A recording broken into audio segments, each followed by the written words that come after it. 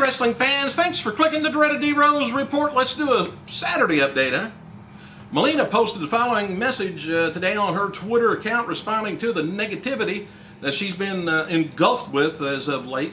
It says, in Dublin, such a beautiful day listening to TI Live for Live for Your Life. Said, there are hate people trying to hurt others to make themselves feel better. People, just live your life.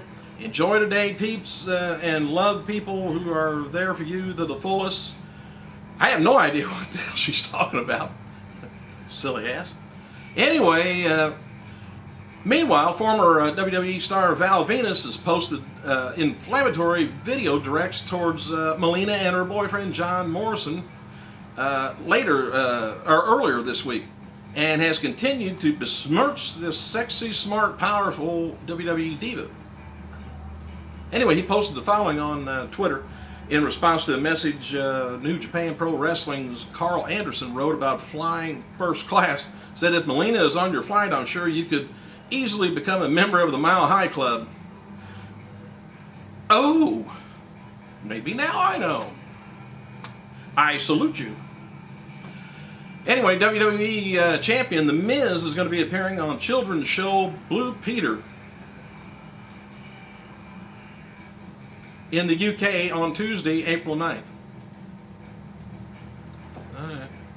Michelle McCool is currently not on the WWE European tour that's going on right now. Caitlyn has taken her place and doing tag matches with Layla, but she's likely to join the tour before Tuesday's SmackDown taping.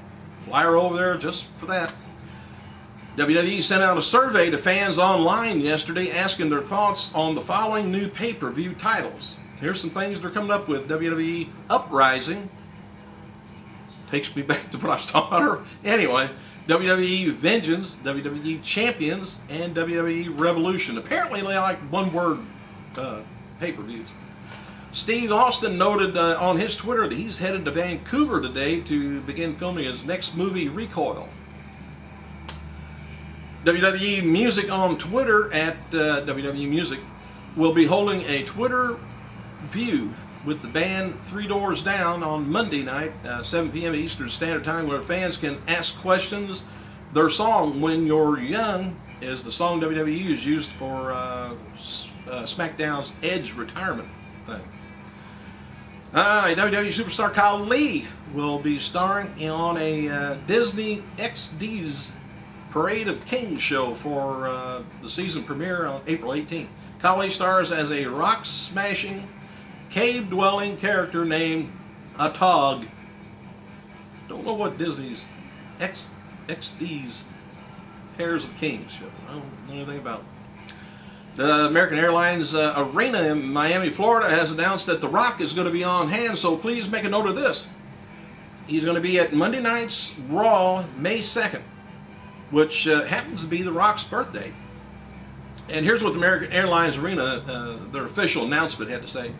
Kmart presents. You thought it was going to be American Airlines, didn't you? Kmart presents WWE Night of Raw, Monday, May 2nd, 2011, 8:15. Be there. The People's Champion, Dwayne The Rock Johnson, returns to his hometown of Miami, Florida, live at the American Airlines Arena to celebrate his birthday. Be there live in Miami for the biggest birthday celebration on TV.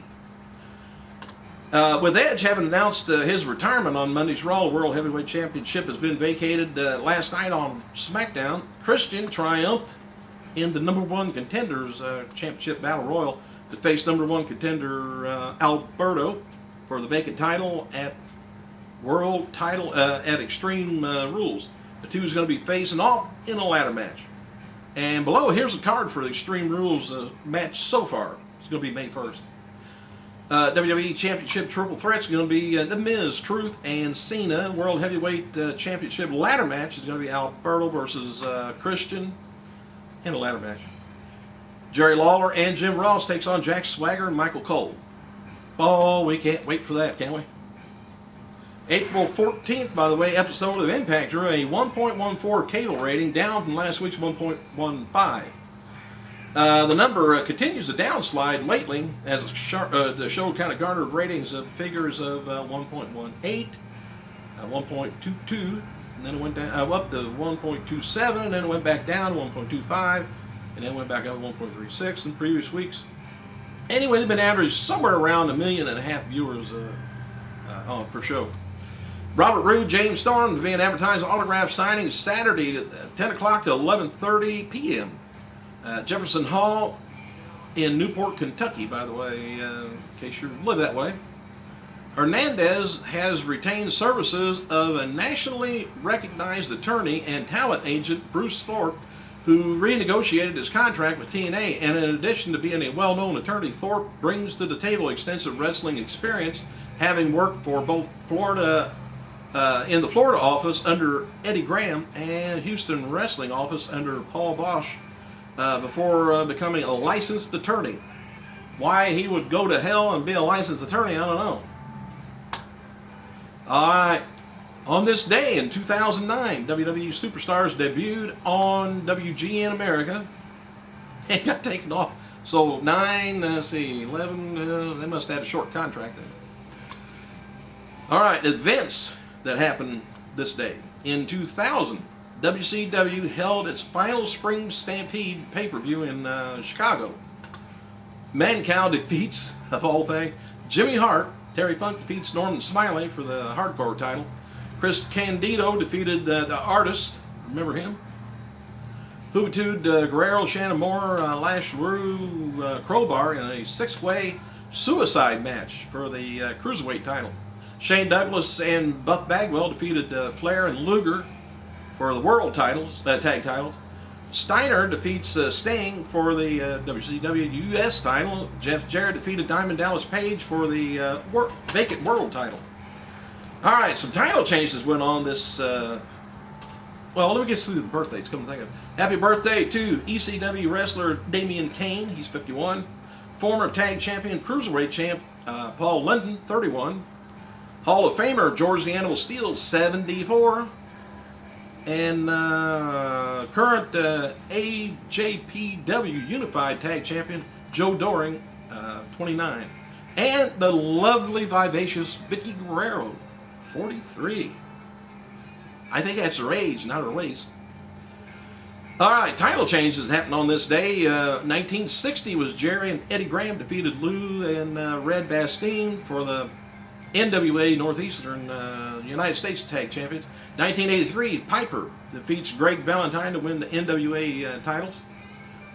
On Raw, Triple H defeats Jeff Hardy to win the WWF Intercontinental title.